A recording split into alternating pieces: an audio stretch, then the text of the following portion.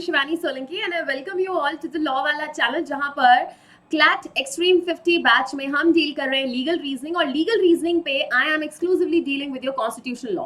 Constitutional law में हम आज एक और फिर से फंडामेंटल राइट को डिस्कस करने वाले हैं और आज जो फंडामेंटल राइट को डिस्कस करने वाले हैं that is right to freedom of religion. Right to freedom of religion को अच्छे से डिस्कस करेंगे। Along with that we will be also covering the CLAT PYQs as well as some newly created MCQs for you with respect to this topic and I hope last previous sessions आपको बहुत पसंद आ रहे हैं, आप लोग अच्छे से topics को पढ़ रहे हैं, रिवाइज कर रहे हैं and make sure that you attempt more and more of questions and for that what you have to do, you have to make sure that आपके PW ऐप पर जो एक्सट्रीम 50 बैच चल रहा है that is the same app you can that is the same classes and the PDFs you can get from the app as well। वहां पर students regular basis पर DPPs डाली जा रही हैं, so make sure that you attend those DPPs। उन DPPs में आपको उस कंसर्न टॉपिक से रिलेटेड क्वेश्चंस मिलने वाले हैं जो हमने यहाँ पर क्लास में किए हैं या यूट्यूब चैनल पर किए हैं। Is it clear to all of you? So make sure that you collect DPP on the regular basis, attempt those questions in the PW app। Okay, so constitutional law का lecture number 6 है। Legal reasoning के काफी सारे classes हो चुके हैं, other faculties are also dealing with the legal reasoning, चाहे वो आपका क्राइम हो गया या फिर आपका कॉन्ट्रैक्ट हो गया है and this is the 6th lecture of constitutional law. Clear है ये चीज?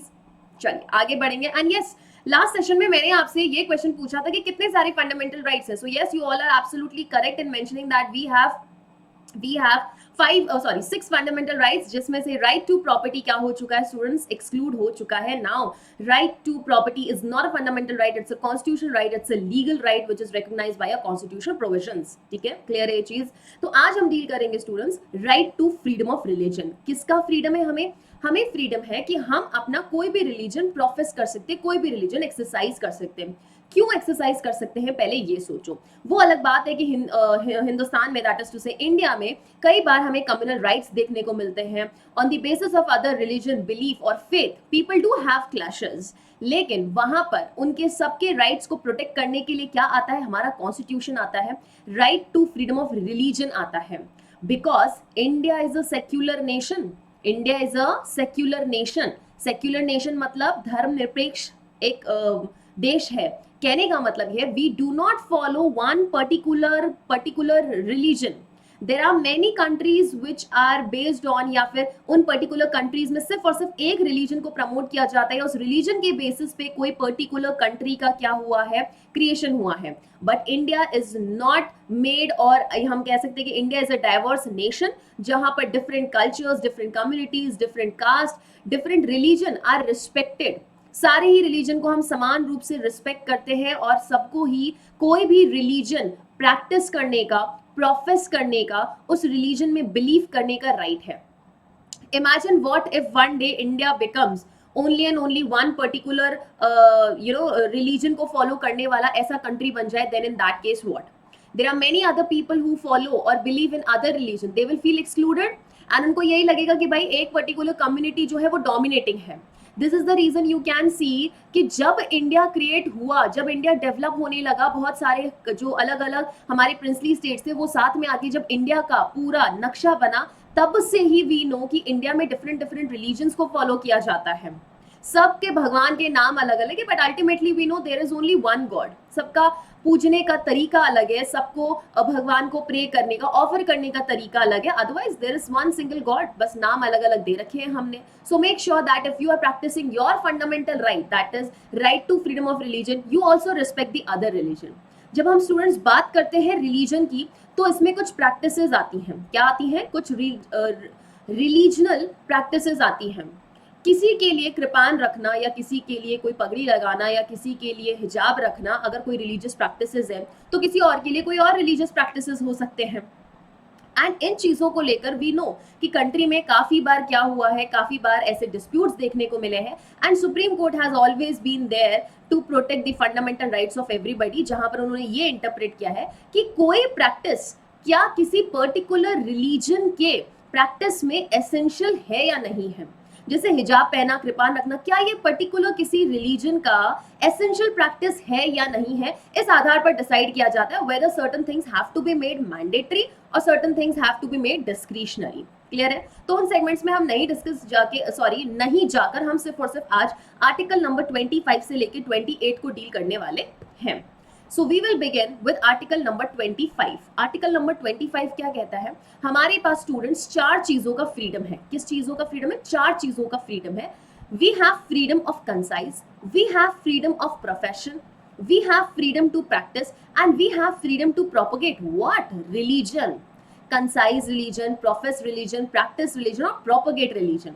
अब ये सारे ही वर्ड्स सिमिलर लुकिंग वर्ड्स हैं, लेकिन इनका कुछ पर्टिकुलर मीनिंग है जो हमको समझना है आर्टिकल नंबर 25 में। ध्यान रहे, मैंने आपको लास्ट सेशन में ही बोला था students, there are many sections, not sections, articles, that is to say there are many fundamental rights which are available to both, either be it the citizen of India or be it the non-citizen of India. So we have to make sure कि जब भी हम ऐसे articles पढ़ रहे हैं तो ये ध्यान रहे कौन सा आर्टिकल सिर्फ सिटीजन्स को अवेलेबल है और कौन सा सिर्फ और सिर्फ citizens as well as non citizens दोनों का अवेलेबल है। When I talk about freedom of religion, it is available to both citizens as well as non-citizens, दोनों को अवेलेबल है। अगर हमारे भारत देश में कोई फॉरेनर आता है, कोई दुबई से आ रहा है, कोई पाकिस्तान से आ रहा है, कहीं से भी आ रहा है, he can profess his own religion, he can pray or he can offer God in whichever manner he wants.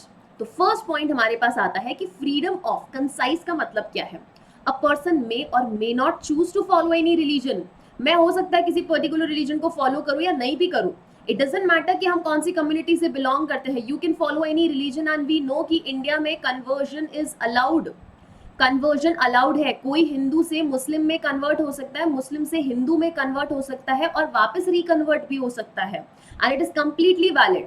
अब उसका इफेक्ट हमारे मैरिज पर, लेजिटिमेसी पर, प्रॉपर्टी राइट्स पे क्या होगा, ये डेफिनेटली हम जब पर्सनल लॉज डील करेंगे तब बात करेंगे। But when it comes to conversion, धर्म बदलने की अगर बात की जाए तो it is allowed in India. Okay, next is right to profess. One can declare his और her religious belief and faith freely and openly. कोई भी अपने रिलीजियस बिलीफ क्या कर सकता है? ओपनली डिक्लेयर कर सकता है, ओपनली उन चीजों को क्या कर सकता है? मान सकता है। Next is right to practise. If I believe in Hinduism, मैं अगर हिंदू रिलीजन को फॉलो करती हूँ, मैं अगर कोई माता जी को फॉलो करती हूँ, तो मैं डेफिनेटली वहाँ ऑफरिंग्स कर सकती हूँ, पूजा का पाठ कर सकती हूँ, हवन कर सकती हूँ, इसके लिए मुझे कोई रोक नहीं सकता है। That is to say, performance of religious worship, rituals, ceremony and exhibition of the beliefs and ideas. Then it is right to propagate. Propagate का मतलब क्या हुआ? Persuading people to convert from one religion to another, it is allowed. सत्संग वगैरह होता है, भजन संध्या होती है, या हम देखते हैं कोई पर्टिकुलर जैसे बाबा लोग हैं, वो क्या डिसाइड करते हैं कि भाई हम जो है वो आपको हिंदू रिलीजन की शिक्षा देंगे, हम आपको मोमडन या मुस्लिम रिलीजन की शिक्षा देंगे। So that is allowed. अगर आप किसी के रिलीजन के बारे में कोई प्रैक्टिसेस या कोई रिचुअल्स के बारे में बता रहे हो या उनको उस पर्टिकुलर रिलीजन का महत्व, इंपॉर्टेंस बता रहे हो, तो दैट इज अलाउड। जैसे हम देखते हैं महाभारत हो गया, रामायण हो गया, व्हाट आर वी डूइंग? हम ये देख रहे हैं कि किस तरीके से हमारे जो लास्ट प्रीसीडेंट्स जितनी भी एक्टिविटीज हुई हैं, क्यों हुई है, एग्जैक्टली हमारा धर्म कहाँ से इवॉल्व हुआ है, लॉ कहाँ से इवॉल्व हुआ है, मनुस्मृति कहाँ से आई है, क्या कहता है हमारा धर्म और क्या करने के लिए हमारा धर्म हमें मना करता है। So all these things comes under what? Right to propagate. However, Constitution does not allow forcible conversion. आप किसी को forcefully convert नहीं कर सकते हैं। It only gives us right to spread information about our religion and thus attract others to do it. It is completely up to us whether we want to, give information about a religion to anyone or not. आप दे सकते हैं। हम कई बार करते हैं ना, घर के बाहर, मान लीजिए नॉट घर के बाहर, घर के अंदर कोई हवन कर रहे हैं, लोगों को बुलाते कि आइएगा, आप भी भजन संध्या में हिस्सा लीजिएगा, और जब वो आते हैं तो हम क्या करते हैं? हनुमान चालीसा वगैरह डिस्ट्रीब्यूट करें। So what are we doing? Right to propagate, but there are certain limitations. कुछ हदें हैं जहां तक हम अपना फंडामेंटल राइट्स एक्सरसाइज कर सकते हैं। याद आ रहा है आर्टिकल नंबर 19 में वी डेल्ट रीजनेबल रेस्ट्रिक्शन, वैसे के वैसे यहाँ पर भी कुछ लिमिटेशंस हैं। Government can impose certain restriction on the practice of freedom of religion in order to protect public order, morality and health. ऐसा नहीं है कि आप अपना रिलीजन प्रोपोगेट, प्रोफेस करने के चक्कर में पब्लिक ऑर्डर की ही बैंड बजा दें। अगर हमें कोई रथ यात्रा निकालनी तो उसका ये मतलब नहीं कि आप पूरे सिटी को ब्लॉक कर दिए, आराम से निकालिए, शांतिपूर्ण तरीके से निकालें। ऐसा नहीं कि बहुत ज्यादा हल्ला वगैरह मचा के निकाला जा रहा है, बट ठीक है, हर रिलीजियस प्रैक्टिसेस को उन सारी प्रैक्टिसेस को करने के लिए सर्टन थिंग्स आर अलाउड, और ये होता है। हम रामनवमी पे देखते हैं, हम दिवाली के टाइम देखते हैं, काफी सारी चीजें होती है which are allowed. Why? Because they are the essential practices for any particular religion. If they are not essential then that will not be allowed. जैसे वी नो गौ हत्या हो रही थी तो उसको सुप्रीम कोर्ट ने क्या बोला, दैट इज कंप्लीटली इलीगल। आप रिलीजियस बिलीव्स का नाम देकर किसी गाय की हत्या नहीं कर सकते। That is not an essential practice of any Hindu religion और any Muslim religion. That is the reason गौ हत्या को क्या किया गया, बैन किया गया। It is not allowed. Morality और पब्लिक हेल्थ पर आप कोई रिलीजियल या फिर रिलीजियस एक्टिविटी प्रोफेस नहीं कर सकते हैं। The government can interfere in religious matter for rooting out certain social evils. We all know कि एंशिएंट टाइम्स में क्या होता था कि भाई सती कर दी जाती थी किसी महिला की। सती का मतलब क्या होता है, when the husband used to die, उसके पीछे पीछे जिंदा पत्नी को जला दिया जाता था। कहते थे कि भाई इससे हस्बैंड को मोक्ष की प्राप्ति होगी, या पत्नी का धर्म है कि पति की मृत्यु के बाद उसे भी अपनी लाइफ को क्या कर देना है, गिव अवे कर देना है, अपनी लाइफ को खत्म कर देना है। क्यों? क्योंकि ये रिलीजियस प्रैक्टिसेस है। It is not a religious practice, it is a social evil.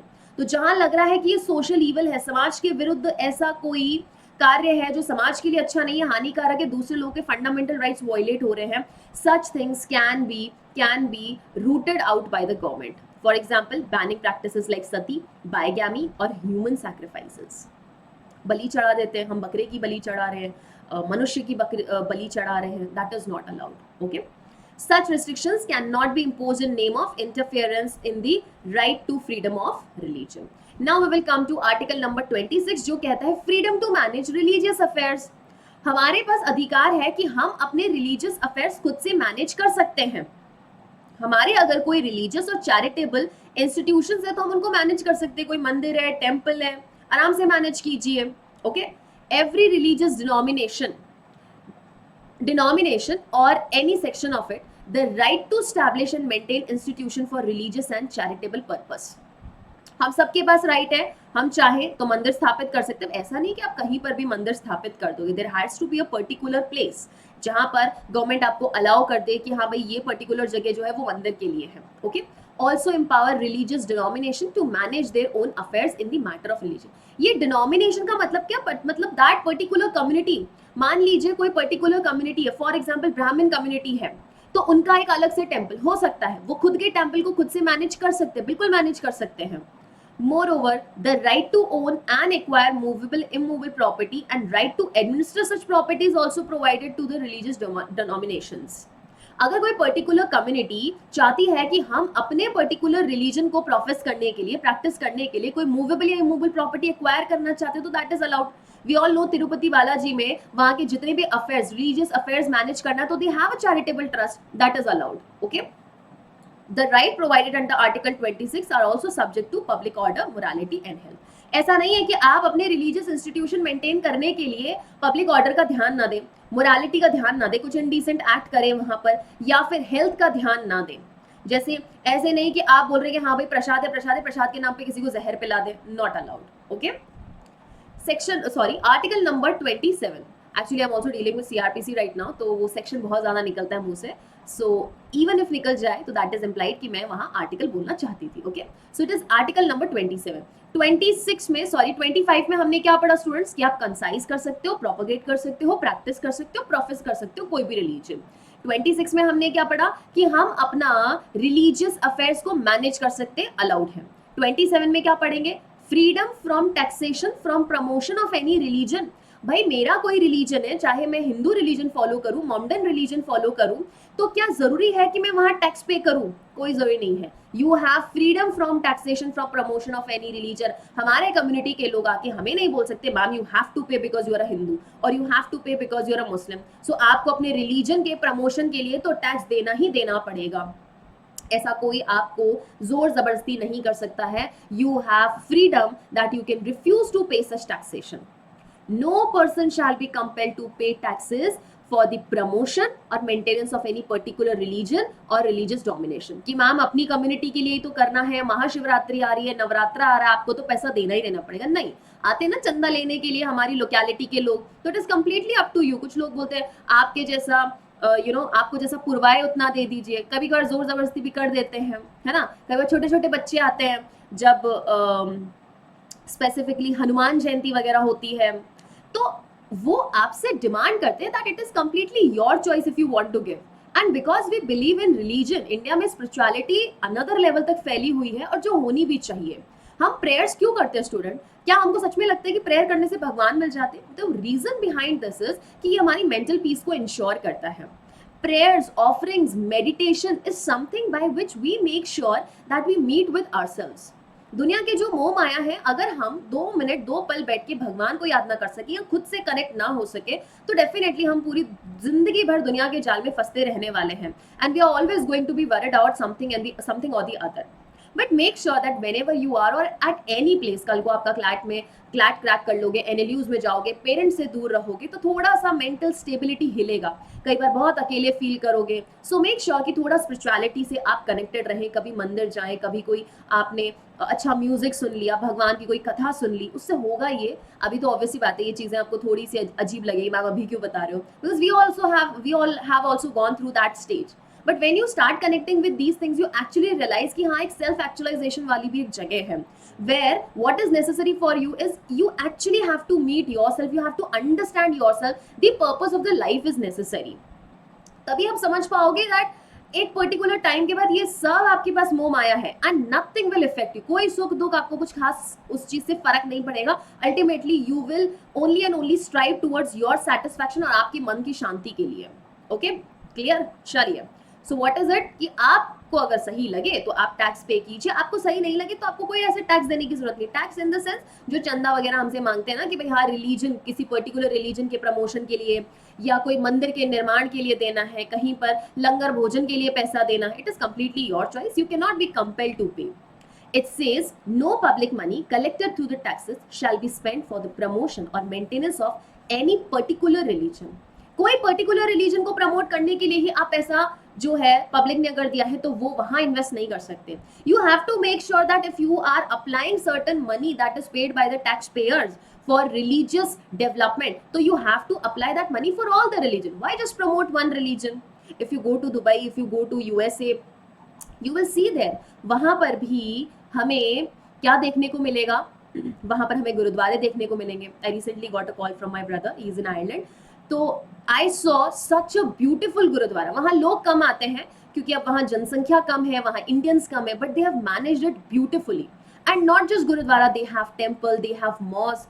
What does this signify? That particular country, that particular city respects the religion of all the people. वैसे के वैसे if you see in India we have church, बहुत beautiful church है. आप मुंबई में जाइए या फिर आप किसी भी सिटी में देखिए, हर सिटी में आपको कहीं ना कहीं चर्च मिलेगा. So when foreigners come over here they say अरे कितना अच्छा चर्च है. Why? Because India is a secular nation and we respect all the religion.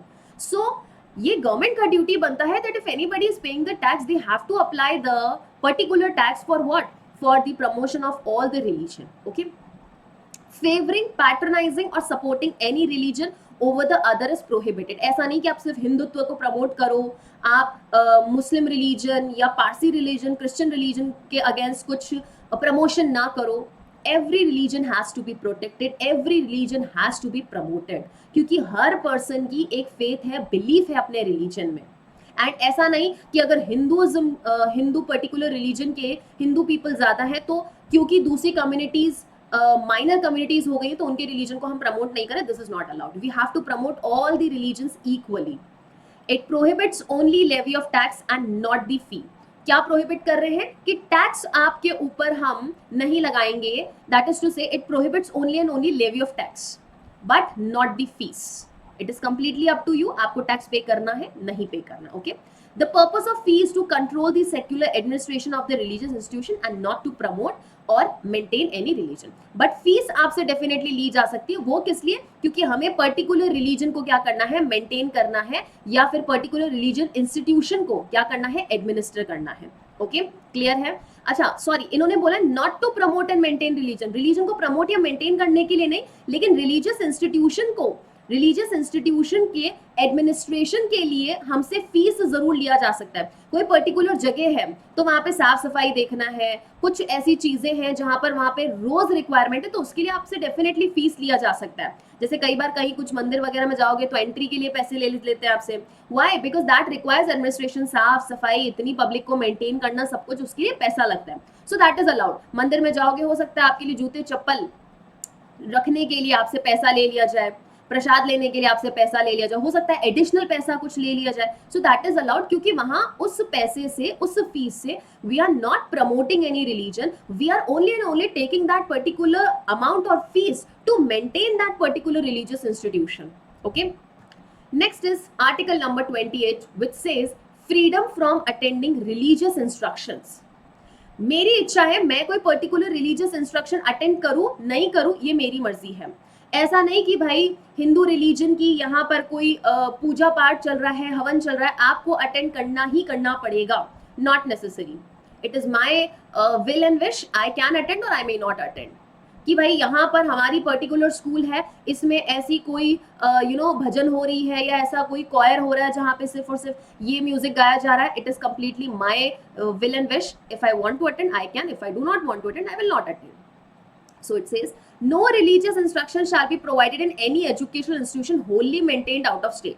अगर स्टेट फंड से कोई इंस्टीट्यूशन, कोई स्कूल, कोई कॉलेज मेंटेन की जा रही है तो वहां पर आप कोई रिलीजियस इंस्ट्रक्शन नहीं दोगे. कोई कॉलेज है, कोई महाविद्यालय है, कोई यूनिवर्सिटी है, वहां पर ऐसा नहीं कि आपने आके कोई पर्टिकुलर रिलीजन को फॉलो करने के लिए उपदेश देने शुरू कर दिए कि उस पर्टिकुलर रिलीजन का ही हम कोई भजन गाएंगे, कोई पूजा पाठ करेंगे, हवन करेंगे और उससे रिलेटेड हम कोई उनको इंस्ट्रक्शन दे रहे हैं, चीजें सिखा रहे हैं. That is not allowed. Specifically कब? When it is maintained out of state. लेकिन अगर माइनॉरिटी या फिर लिंग्विस्टिक इंस्टीट्यूशंस हैं तो वहां पर अलाउड है. कोई पर्टिकुलर माइनॉरिटी कम्युनिटी के लिए कोई अलग से इंस्टीट्यूशन है, एजुकेशनल इंस्टीट्यूशन खुला हुआ है, तो वहां पे ये सब कुछ अलाउड है. Okay. Moreover, no person is allowed to attend any religious instruction or worship without his consent in any educational institution recognized by state or receiving aid out of state funds. हमें पता है कुछ universities क्या होती है, deemed universities होती है. Deemed universities का मतलब क्या है कि उनको स्टेट से फंडिंग मिलती है, स्टेट उनको फंड देता है, उनमें वहां पे क्या करता है, इन्वेस्ट करता है ताकि वो थोड़ा रेज हो सके. तो वैसे ही अगर कुछ इंस्टीट्यूशंस को फंड मिल रहा है, एजुकेशनल इंस्टीट्यूशंस को स्टेट से फंड मिल रहा है, स्टेट मीन सरकार उनको फंडिंग दे रही है, तो वहां पर किसी भी प्रकार की आप रिलीजियस इंस्ट्रक्शन या वर्शिप नहीं करेंगे कि चलो स्कूल में आ गए तो यहाँ पे हम पर्टिकुलर एक भगवान को ही यहाँ पे स्टूडेंट्स को बोलेंगे कि आप इनको अपना आराध्य मानो या इनसे ही रिलेटेड इनकी ही पूजा करो. Not allowed. ठीक है, क्लियर है? Without his consent it is not allowed. चलिए, now we will move on to the passages that we have seen in CLAT 2022. एक पैसेज वो है जो हमारे CLAT 2022 का PYQ है, उसको डिस्कस करेंगे students, and then we will be discussing a newly created passage on right to freedom of religion. So passage says to maintain the secular character of Indian polity, not only does the Constitution of India guarantees freedom of religion to individual and group, but it is also against the general policy of the Constitution of India that any money be paid out of the public fund for promoting and maintaining any particular religion. कि भाई ये constitution की policy की completely against है. क्या against है? कि हम क्या कर सके, पब्लिक फंड में से किसी पर्टिकुलर रिलीजन को मेंटेन या प्रमोट करने के लिए पैसा लगा दें. Public funds means what? Public funds means the tax that have been paid by the public and which will be used only and only for the public. तो जब सिर्फ और सिर्फ पब्लिक के लिए यूज करना है तो आप एक रिलीजन के लिए प्रमोशन के लिए क्यों पैसे लगा रहे हो? सिर्फ मंदिर को बनाने के लिए, मंदिर के निर्माण के लिए पैसे क्यों लगा रहे हो? मॉस्क भी बनाइए आप, मदरसा भी बनाइए वहां पे आप. तो you have to make sure कि अगर पब्लिक फंड्स आ रहा है तो सिर्फ एक पर्टिकुलर रिलीजन को आप मेंटेन या प्रमोट करने के लिए उस मनी को नहीं लगाएंगे. Accordingly it is provided in the Constitution of India that no person shall be compelled to pay taxes, the proceeds of which are specifically appropriated in the payment of expenses for the promotion or maintenance of any particular religion or religious denomination. कि यहाँ पे हमारा दान पात्र है, आपको ma'am इसमें पैसा डालना ही डालना पड़ेगा क्योंकि ये हमारे पर्टिकुलर रिलीजन को प्रमोट करने के लिए पैसा लगाया जाएगा. No one can be compelled to pay that amount. Okay.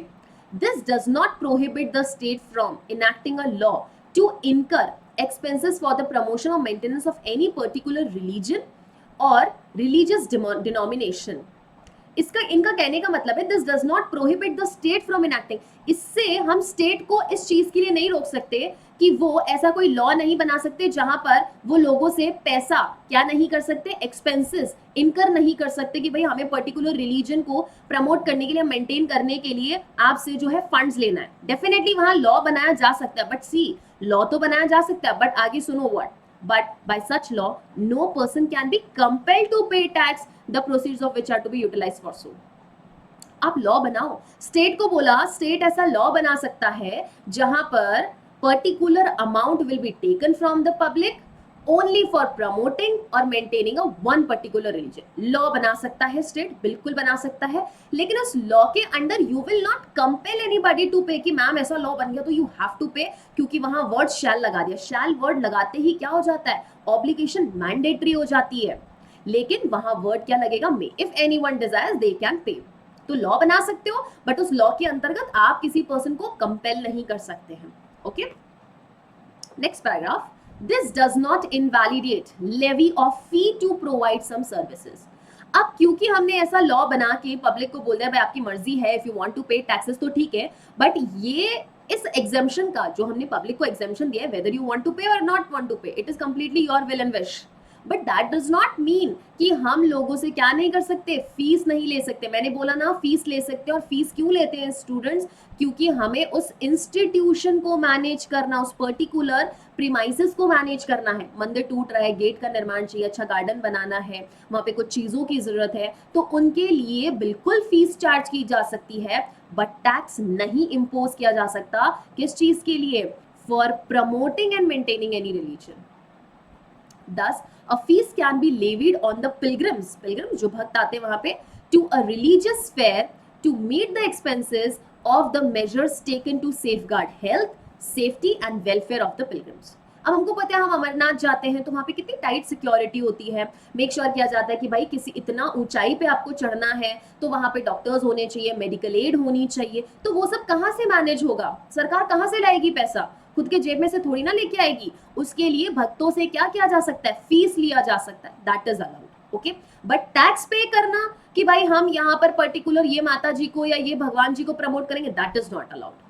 Such fee levied by the state will be valid because the object of the contribution is not to foster or preserve religion. किसी particular religion को promote करने का objective नहीं है हमारा fees collect करने के लिए, but to control the secular administration of the religious institution. उस पर्टिकुलर रिलीजियस इंस्टीट्यूशन का एडमिनिस्ट्रेशन कंट्रोल करने के लिए, एडमिनिस्ट्रेशन में क्या आता है, हेल्थ हो गया, इंफ्रास्ट्रक्चर हो गया, सेफ्टी हो गया, ये सारी चीजों के लिए फीस हमसे लिया जा सकता है, बट टैक्स किसी रिलीजन को प्रमोट करने के लिए नहीं लिया जा सकता।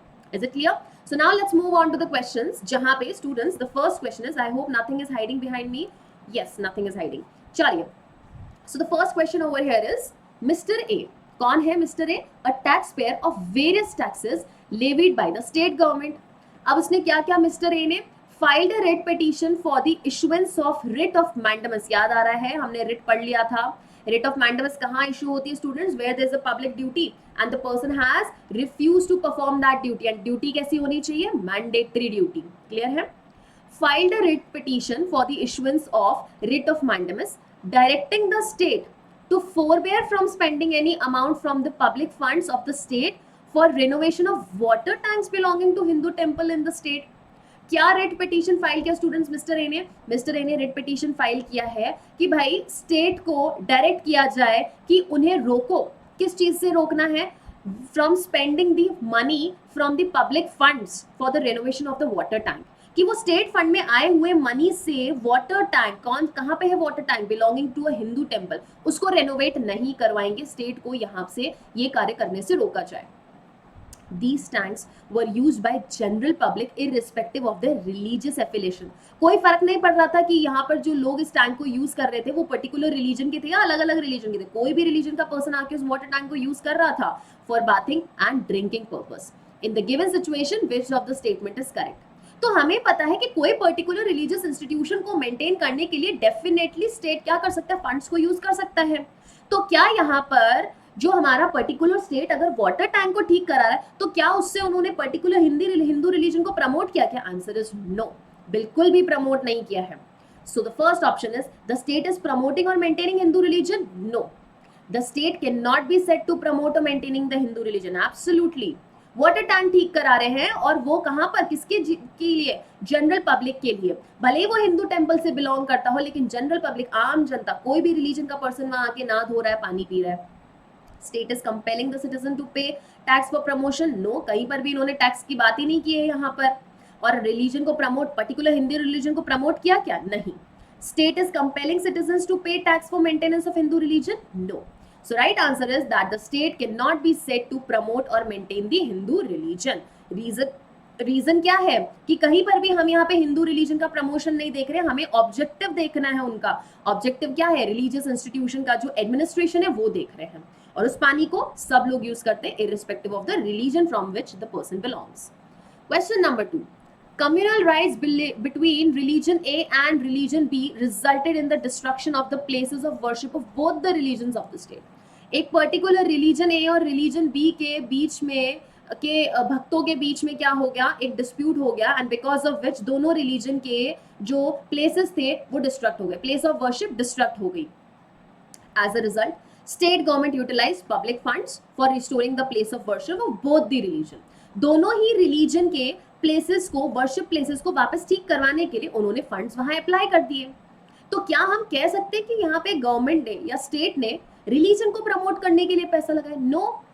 For what have they utilize the money? They have utilize the public fund for restoring the place of worship. कहीं पर भी प्रमोशन नहीं किया है इन्होंने है. सो यहाँ पे the state government act is violative of the constitution as it is promoting and maintaining particular religion? No. कहीं पर भी क्वेश्चन में ये नहीं दिख रहा है या पैसेज में नहीं दिख रहा है हमको. The state governments act is not violative of the constitution as it is not promoting और maintaining any particular religion. Is it clear? Option number C, the state governments act is violative of the freedom of religion as it condones communal violence? No. क्या state government ने ऐसा कुछ act किया जिससे कि communal violence हुआ है? नहीं, उल्टा वो तो वर्शिप प्लेसेस को ठीक करवा रहे हैं. The state governments act is not violative, ये भी ठीक है, बट रीजन क्या दिया है? Of the constitution as it is promoting. अच्छा, उल्टा रीजन दे दिया. No, this reason is not correct. Definitely state government का एक्ट जो है वो वायलेटिव नहीं है, बट रीजन क्या है उसके पीछे? क्योंकि वो किसी पर्टिकुलर रिलीजन को मेंटेन या प्रमोट नहीं कर रहे हैं, इसलिए स्टेट गवर्नमेंट का ये एक्ट वायलेटिव नहीं है कॉन्स्टिट्यूशन के against. Moving on to next question. Communal rights between religion A and religion B resulted in destruction of the place of worship of religion B. सिर्फ और सिर्फ रिलीजन बी के worship places का destruction हुआ. As a result, state government utilize public funds for restoring the place of worship of religion B. कि सिर्फ और सिर्फ रिलीजन बी के प्लेस ऑफ वर्शिप का डिस्ट्रक्शन हुआ है, तो उन्होंने पैसा भी खर्च किसके लिए किया? रिलीजन बी के प्लेस ऑफ वर्शिप को ठीक कराने के लिए किया है. सो क्या इन्होंने यहाँ पे कॉन्स्टिट्यूशन का वायलेशन करके किसी पर्टिकुलर रिलीजन को प्रमोट या मेंटेन किया है? क्या नहीं किया है. So right answer over here will be the state government's act is violative. No, it is not violative. The state government's act is not violative. ठीक है, रीजन देखते हैं. is not violative of the constitution of India as it is promoting and maintaining. No, ये तो उल्टा reason दे दिया ना इन्होंने. बोल रहे हैं कि यहाँ पर स्टेट गवर्नमेंट का जो एक्ट है वो कॉन्स्टिट्यूशन के वायलेटिव नहीं है, क्योंकि उन्होंने वो फंड इसलिए यूटिलाइज किया ताकि किसी पर्टिकुलर रिलीजन को प्रमोट किया जा सके. नहीं, उन्होंने वो पैसा इसलिए यूज किया रिलीजन बी के प्लेस ऑफ वर्शिप को रिस्टोर करने के लिए, ताकि वो पब्लिक, जनरल पब्लिक का बेनिफिट वहां जा सके, ना कि किसी रिलीजन को प्रमोट करने के लिए. Option number C, state governments act is not violative, ये आपका आंसर सही है. रीजन देखते of the constitution of India as it is not promoting and maintaining the particular reason. Perfect. So always remember students, whenever you are giving or marking the option for legal reasoning, make sure that first your option has to be valid. क्या होना चाहिए? Option valid होना चाहिए, और उसके साथ क्या होना चाहिए? रीजन भी वैलिड होना चाहिए. Okay. State Governments Act is violative of freedom of religion as it condones communal violence. No. अच्छा, condones communal violence. Okay, communal violence को ये condone कर रहे हैं. No, it is not. Right? So C option is right for question number 3. Moving on to question number 4. A state government passed a law making it mandatory for all the residents of the state to pay hefty pilgrimage tax. इन्होंने law बनाया और सबके लिए mandatory किया कि भाई सारे residents को क्या करना पड़ेगा? पिलग्रिमेज टैक्स देना पड़ेगा. और क्या टैक्स हम मैंडेटरीली सब पे इम्पोज कर सकते हैं? आंसर इज नो, कभी नहीं. फीस डेफिनेटली इम्पोज कर सकते हैं. अब इन्होंने पिलग्रिमेज टैक्स इम्पोज क्यों किया? So as to aid the state in organizing a popular religious pilgrimage in that state, कि उस पर्टिकुलर स्टेट में एक रिलीजन का पिलग्रिमेज को प्रमोट करने के लिए, ऑर्गेनाइज करने के लिए उन्होंने बोला कि भाई सबको क्या करना पड़ेगा? टैक्स देना पड़ेगा. The said pilgrimage is undertaken only by the followers of religion X. सिर्फ और सिर्फ religion X के followers वहां आएंगे. and draws a large number of followers of religion X from all over the country to the state every year. In the given situation, which of the following is the correct statement? इसमें से कौन सा statement correct है? हमें पता चल गया पहले ही कि भाई यहाँ पे काम तो स्टेट गवर्नमेंट ने नेगेटिव किया है. क्यों? क्योंकि पिलग्रिमेज टैक्स आप किसी पर मैंडेटरी इंपोज नहीं कर सकते. आप लॉ बनाइए बट सबको नहीं बोल सकते कि मैंडेटरी आपको ये टैक्स पे करना है क्योंकि हमको ये पर्टिकुलर यात्रा करवानी है इस पर्टिकुलर रिलीजन की. Not allowed. The state governments act is violative, yes, but reason क्या? as it is not promoting. अरे गलत, it is promoting. So this option is wrong because of the reason that they have given a opposite reason. State Governments Act is not violative. No, it is violative. So this option goes wrong. Option number C, State Governments Act is violative. Yes, it is violative of the Constitution. Why? Reason देखते हैं. As it is compelling citizens to pay a tax for promoting and maintaining religion acts. तो सिर्फ और सिर्फ एक religion को promote करने के लिए हम सिटीजन्स को या टैक्स पेयर्स को नहीं बोल सकते, सभी को मैंडेटरी रूप से नहीं बोल सकते कि आपको यहाँ टैक्स पे करना ही करना पड़ेगा. So option C is right, that is state government ने यहाँ पे वायलेट किया है कॉन्स्टिट्यूशन को. Moving on to the last question for the passage that was given in your CLAT 2022 exam. The object of the state legislation is to provide for better administration. क्या objective होता है student state legislation का? कि better administration and governance of certain Hindu religious endowments. Okay, where religious endowments means property belonging to और given और endowed for the supports of the temple. Religious endowments क्या हो गया? जहां पर लोग अपनी अपनी प्रॉपर्टी लाके दे रहे हैं ताकि कोई टेम्पल का निर्माण किया जा सके. किसी ने पत्थर ला दी, किसी ने ईंट ला दी, किसी ने सीमेंट, किसी ने कुछ ला दिया कंस्ट्रक्शन वर्क, किसी ने अपनी जमीन दे दी. State legislation vests the supervision of public temples in the statutory authority, that is Commissioner of Hindu Religious Endowments. Commissioner of Hindu Religious Endowments पर एक ड्यूटी, एक ओनर्स ऑफ ड्यूटी है किस चीज की? कि वो Hindu temples, that is to say public temples को सुपरवाइज करेंगे. For the purpose of meeting the expenses of the commissioner and his staff, every Hindu temple in the state is required under the provisions of the state legislation to pay a annual contribution at certain percentage of their annual income. क्या बोला? कि यहाँ पर इनको ये पैसा देना पड़ेगा किस चीज के लिए? To expenses of the commissioner and his staff. क्या यहाँ पर रिलीजन को प्रमोट करने के लिए पैसा मांगा है क्या? Not at all. In the given situation, which of the following statement is correct regarding the annual contribution provided under the state legislation? State legislation मतलब state legislation एक law बनाया गया है. State legislation मतलब यहाँ पे state legislature ने एक legislation बनाया, that is to say law बनाया, और उनका objective क्या था? To provide better administration and governance of certain Hindu religious endowments. तो यहाँ पे बेसिकली वो उस पर्टिकुलर हिंदू रिलीजन का एडमिनिस्ट्रेशन अच्छे से करने के लिए, कमिश्नर और उनके स्टाफ के एक्सपेंसेस को मीट करने के लिए आप पर ऐसा एनुअल कंट्रीब्यूशन इम्पोज कर रहे हैं. So that is allowed. Religion को प्रमोट नहीं कर रहे हैं यहाँ पर. So we have to see whether the state legislation is violative of the constitution or not. Answer is no, it is not violative. क्योंकि यहाँ पे religion को promote और support नहीं किया जा रहा है. They are just and just asking for that particular amount or money for the better administration or the maintenance of that institution and to pay the fees for commissioner and his staff. It is not violative. Okay, answer सही है. Let us see the reason for this of India, because its objective is proper administration of religious trust and institution. Absolutely correct. Let us read other options as well. It is violative of the Constitution of India. No, because it is fostering Hindu religion. किधर कहीं दिखा आपको इस passage में, इस question में, इस situation में कि वो कहीं पर भी हिंदू रिलीजन को फॉस्टर कर रहे हैं? Not at all.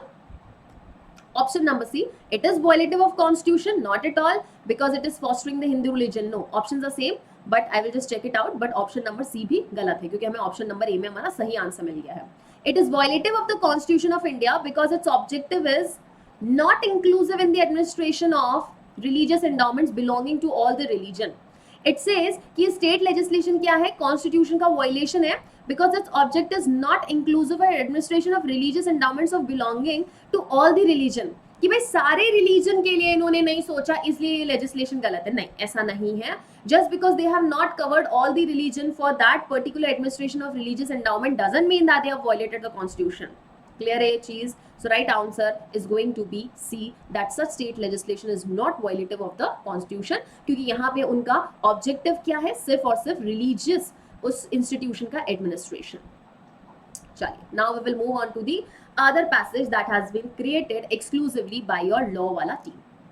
Article number 25 of Indian constitution guarantees the right to freedom of religion. पता है हम सबको.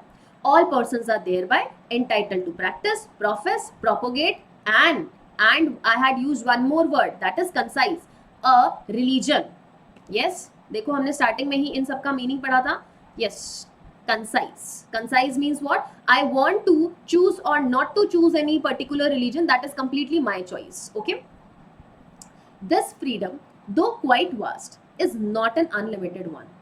हमारा जो फ्रीडम है, फ्रीडम टू रिलीजन, बहुत लंबा चौड़ा है. इसमें बहुत सारे एस्पेक्ट्स ऐड हो सकते हैं, लेकिन अनलिमिटेड नहीं है. क्यों अनलिमिटेड नहीं है? Because I have already told you in the first session students, fundamental rights are not absolute. Not absolute का मतलब क्या होता है? They are subject to reasonable restriction. It is one that is subject to public order, morality and health. तो हमें freedom to right to freedom of religion का 3 exception याद रखना है स्टूडेंट्स. What are these 3 exceptions? 3 exceptions are public order, morality and health. Public order, morality and health. अच्छे से mark कर लीजिएगा. I will be asking you some questions at the end of the session which will be given to you as your homework.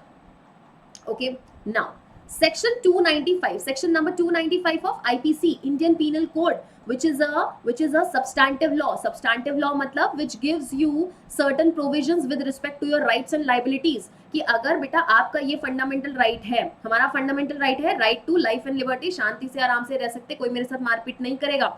लेकिन कोई आया मुझे hurt कर दिया, दिल वाला हर्ट नहीं, मेरे शरीर पे कहीं चोट पहुंचा दिया, ग्रीवियस हर्ट कर दिया मुझे, या मर्डर करने की कोशिश की, अटेम्प्ट टू मर्डर, किसमें उस पर्सन को ऑफेंस को पनिशमेंट देंगे? ऑफेंस का पनिशमेंट कहाँ मिलेगा? इंडियन पीनल कोड में, आईपीसी में मिलेगा. सो सेक्शन 295 ऑफ आईपीसी क्या कहता है? हुएवर डिस्ट्रॉयज, डैमेजेस और defiles any place of worship with intention, किस इंटेंशन के साथ? insulting the religion of any class of person shall be punishable with imprisonment of either description which may extend to 2 years or fine or both. कितनी punishment मिल सकती है? Maximum 2 साल तक की मिल सकती है, या फाइन मिलेगा, या उसको दोनों मिल सकता है. The essence of the offense under 295 is intention to destroy. क्या इंपॉर्टेंट एलिमेंट्स है 295 के? देखो किसी भी प्लेस पे गए आप, मान लीजिए कोई टेंपल पे पर्सन आया और आके उसने एक हथौड़ा मारा कि भैया टेंपल को घिरा दूं आज मैं, ताकि हिंदू रिलीजन के लोगों की फीलिंग्स हर्ट हो जाए, that person will be punished under 295. दूसरा क्या है? डैमेज और defile a place of worship. वहां पर आकर उस प्लेस को हम क्या कर रहे हैं? डैमेज कर रहे हैं. और एन ऑब्जेक्ट हेल्ड सेक्रेड, कोई वहां पर ऐसा कोई ऑब्जेक्ट है जो कि सेक्रेड है, बहुत ही, मान लीजिए भगवान की मूर्ति क्या होती है? सेक्रेड होती है. आप उस पर कुछ गंदी चीज घिरा रहे हो, उसको कह सकते हैं कि तोड़ रहे हैं, ठीक है, without the requisite mens rea. We all know students, IPC में what 2 things are required? Actus reus plus mens rea is required. और मेंसेरिया में क्या क्या आता है? इंटेंशन, नॉलेज, मोटिव, ये सब किस में आता है? मेंसेरिया में आता है. mere defilement of a place of worship is not an offense. अगर मेरा मेंसेरिया ही नहीं था किसी पर्टिकुलर रिलीजन के फीलिंग, लोगों की फीलिंग को हर्ट करना, तो यहाँ पे 295 में कोई ऑफेंस नहीं होगा. So it is very necessary that the intention has to be there and menseria has to be there. The intention to insult is the question of fact which can be judged depending upon the facts and circumstances of the case. Particular person का एक मूर्ति को खंडित करने के पीछे उसका आशय था या नहीं था, इंटेंशन था या नहीं था, पर्टिकुलर रिलीजन के लोगों की फीलिंग्स को हर्ट करने का इंटेंशन था या नहीं था, this is a question of fact. Question of fact मतलब we have to consider all the facts, we have to look into all the facts and then decide.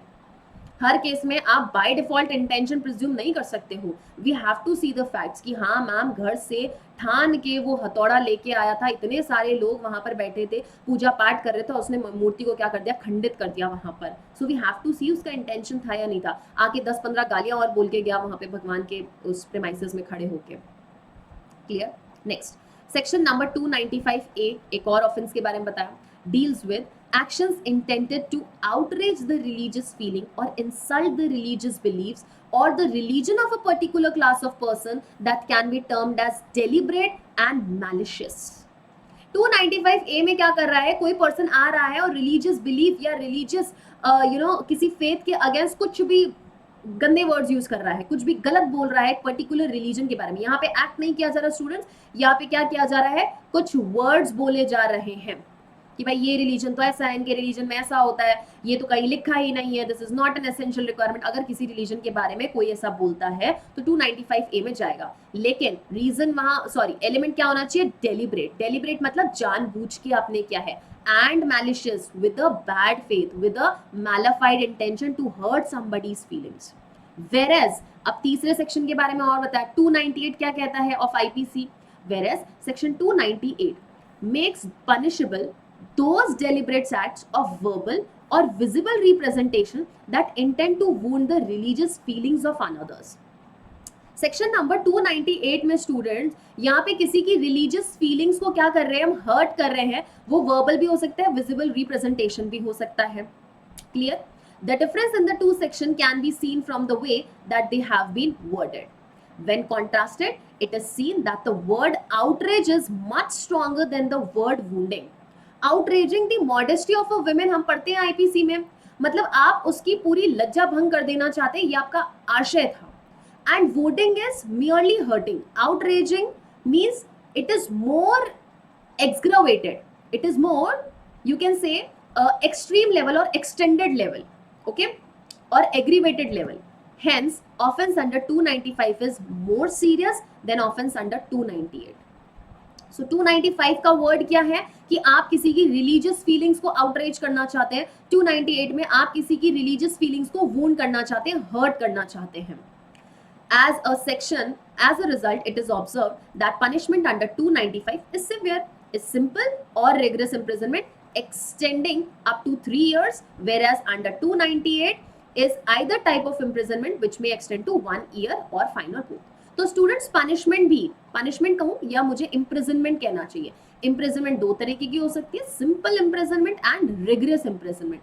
Basically rigorous imprisonment में क्या होता है कि आपसे वहां पे जेल के काफी सारे काम करवाए जाते हैं, है ना। रिगरस इम्प्रिजनमेंट में ये नहीं है कि आपको वहां मारा जाता है, रिमांड पे भेजा जाता है, नहीं, आपसे जेल में चक्की पिसवाई जाती है, काम करवाया जाता है। So that is what is meant by rigorous imprisonment. Okay, clear है ये चीज। तो 295 में जहां पे पनिशमेंट कितना मिल सकता है, maximum 3 years. When the word is written extending up to 3 years means that is the maximum stretch to which the punishment can be given. And 298 में कितना मिल सकता है, extending up to 1 year or with fine or both. So now let's attend the questions. First question. X traded in beef. Traded किस में trade करता था, beef बेचता था. He opened a beef shop on Arthur Street since he wanted one close to where he was staying. Arthur street के पास उसने ये beef की शॉप खोल ली, क्यों? क्योंकि जहां वो रहता था उसके पास में वो शॉप खोलना चाहता था।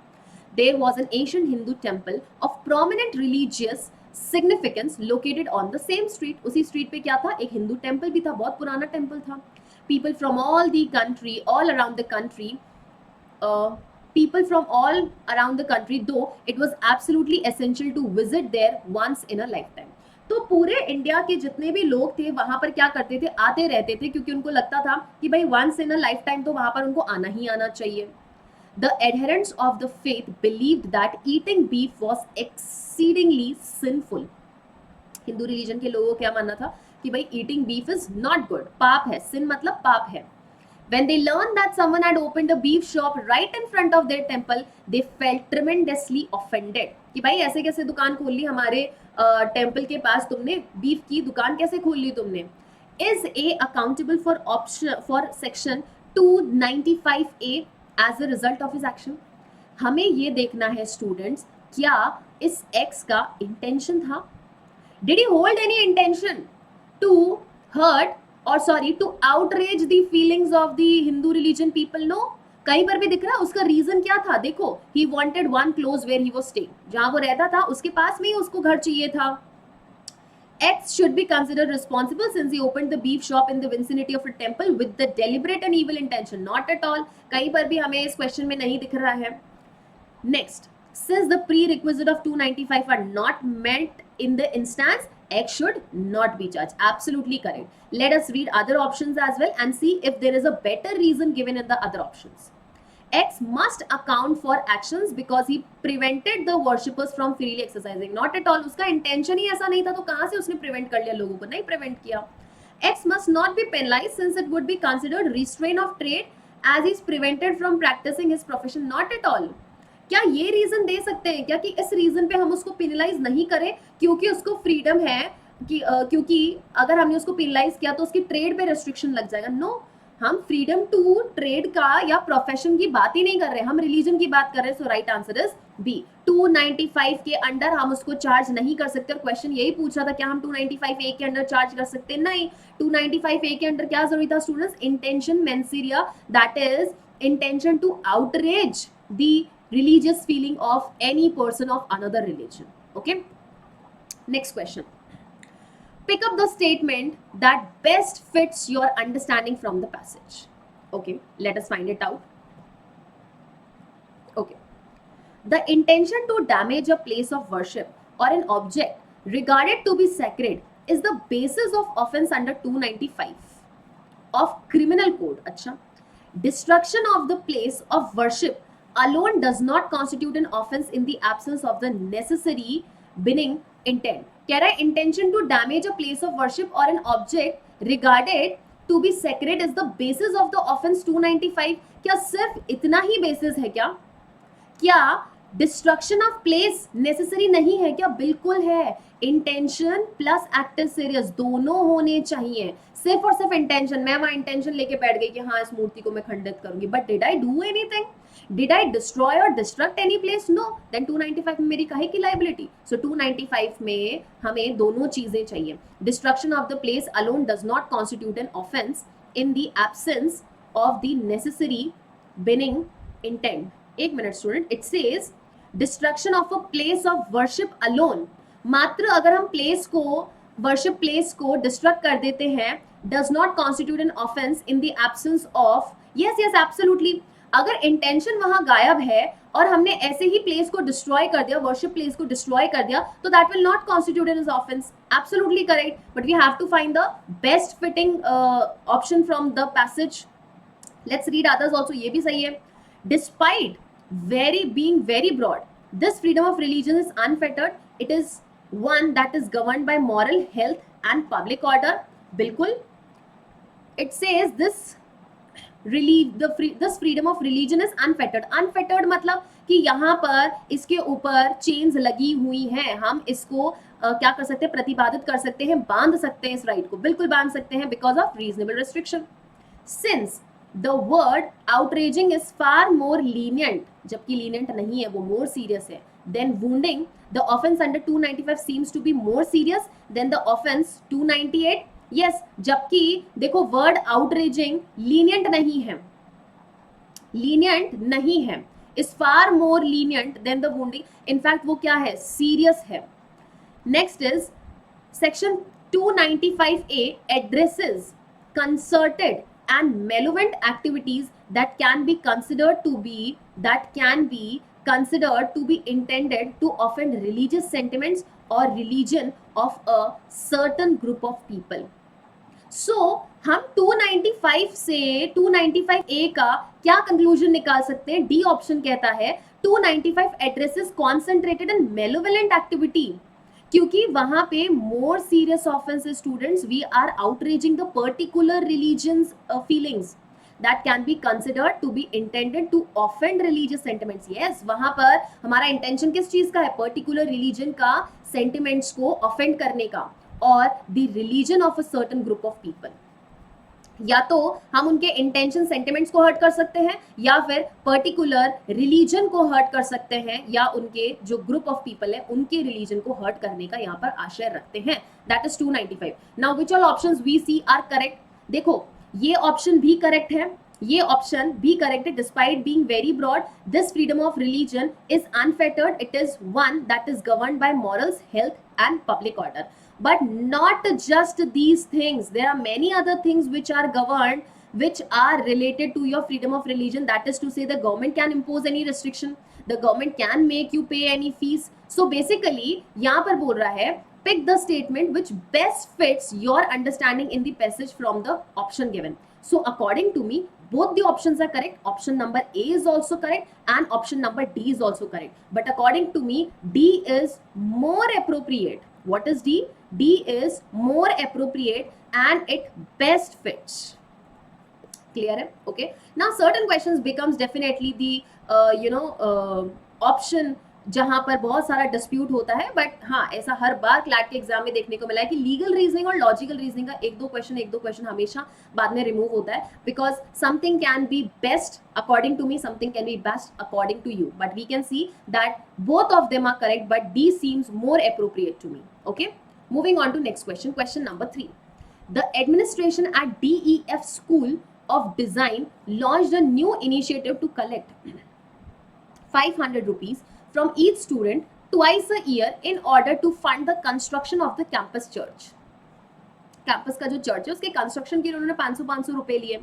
Since they considered that every college should have a church, they had been doing this every year and with every batch. Sorry. Some of the students protested the fees since they were opposed to paying it. हमने बोला tax नहीं ले सकते, fees आप ले सकते हो.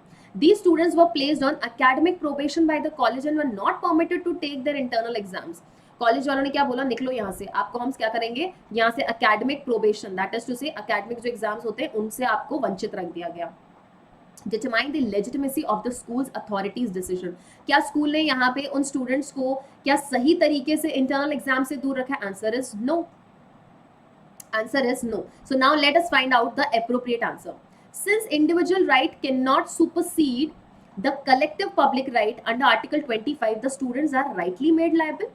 इन्होंने बोला है इंडिविजुअल राइट्स को हम सुपरसीड नहीं कर सकते कलेक्टिव राइट्स के ऊपर. कहने का मतलब है कि public rights will always prevail the individual rights and that is why students are made liable. जो स्टूडेंट्स को पनिशमेंट दी गई वो बिल्कुल सही है, क्योंकि वहां पे उनका इंडिविजुअल राइट हमें नहीं देखना है, वहां पे पब्लिक एट लार्ज का हमको राइट देखना है. So this is not N right option. The students' defiance should be punished since they attempted to disregard the religious sentiments of the school administration. Were they against the sentiments, religious sentiments? No, they were not against the religious sentiments. Next, given that the students had no ill intention, क्या students का कोई ill intention था particular religion को hurt करने का? Not at all. They cannot be made liable under 295A as failing to pay specific sum does not constitute disparaging a religion. अगर उन्होंने मना कर दिया कि हम पर्टिकुलर अमाउंट नहीं देना चाहते हैं, उसके वजह से आप उन्हें एग्जाम से दूर नहीं रख सकते, because if they are denying to pay the particular sum that does not mean that they wanted to disrespect the particular religion. The student should not be held liable considering failing to pay specific sum for the church construction does not constitute a disparaging a religion. इन्होंने क्या बोला D option ने? D said student should not be held liable considering failing to pay specific sum for the church construction does not constitute a disparaging a religion. Definitely यहाँ पर भी इन्होंने क्या बोला कि स्टूडेंट्स को हम इसलिए लाइबल नहीं करेंगे क्योंकि यहाँ पर अगर उन्होंने फीस नहीं दिया तो इसका ये मतलब नहीं है कि वो रिलीजन के अगेंस्ट ऐसा कुछ डिसरिस्पेक्ट दिखाना चाहते थे. But which option is more correct और which option is giving you more appropriate reason is C, because what is necessary for any office that is given under your passage, चाहे वो 295A हो या 295 हो, what is necessary is intention. And did the students have ill intention? No, students did not have ill intention. तो जब students का ill intention था नहीं किसी particular religion को disrespect करने का, तो यहाँ पर इनको कोई सजा भी नहीं मिल सकती. Okay? चलिए next question. X was the priest of LMN place of worship. He was a very stern priest and insisted that all worshippers of God should do the proper rites before entering the temple. The followers of that religion used to consume the water flowing from the feet after washing the feet of various element priest. अब ये तो देखो ये health के against है, health के against है ना. वी हैव ऑलरेडी स्टार्टेड कि राइट टू रिलीजन में क्या चीजें जो है वो नहीं हो सकती है, पब्लिक ऑर्डर के अगेंस्ट कोई चीज नहीं होगी, हेल्थ के अगेंस्ट चीज नहीं होगी, मोरालिटी के अगेंस्ट चीज नहीं होगी. Since they considered them to be representations of the god, कि भाई जो एलएमएन प्रीस्ट थे वो भगवान के रिप्रेजेंटेटिव्स हैं, तो उनके जो भी पैरों में से जो भी पानी आ रहा है, जो भी पैर धोने के बाद जो पानी, उनको पीना अच्छा माना जा रहा है. This was long lasting practice.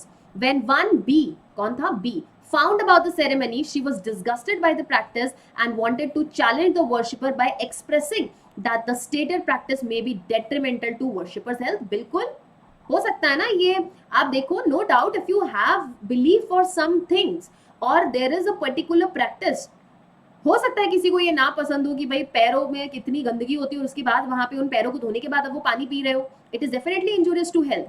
Is there any legal recourse available to her? Yes, we do have.